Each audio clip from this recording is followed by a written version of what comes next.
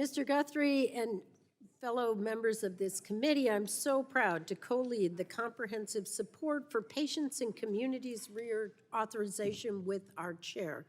This is a vital bipartisan package to empower communities across this country to respond to the tragic mental health and substance use disorder crisis gripping our nation.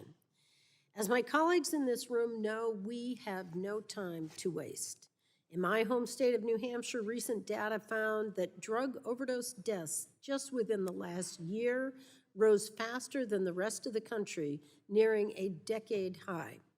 Behind these horrifying statistics are families who are devastated by the loss of a loved one, first responders desperate for more resources to help save lives, and communities reaching their breaking point. So we must come together in support of this bill to deliver for our constituents, and that's where the Support Act comes in.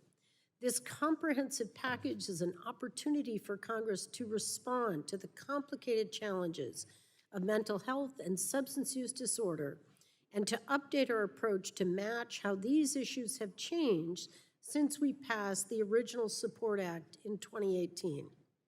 From tackling growing workforce shortages to addressing the increased prevalence of co-occurring disorders and the introduction of new harmful adulterants, this bill addresses the most pressing issues facing our communities.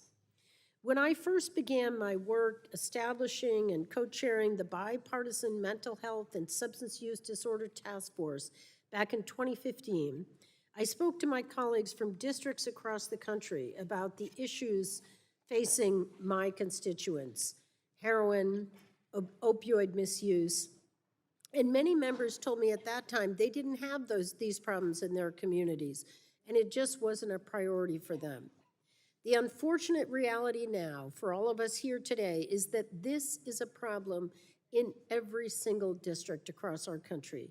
And many of us share a personal connection, including myself, with someone who is impacted by substance use disorder and mental health challenges. The Support for Patients and Communities Reauthorization Act will help provide tools to address these issues, to save lives, and to invest in the future of our country and our communities. I'm glad that my colleagues on both sides of the aisle have raised the issue of justice-involved individuals.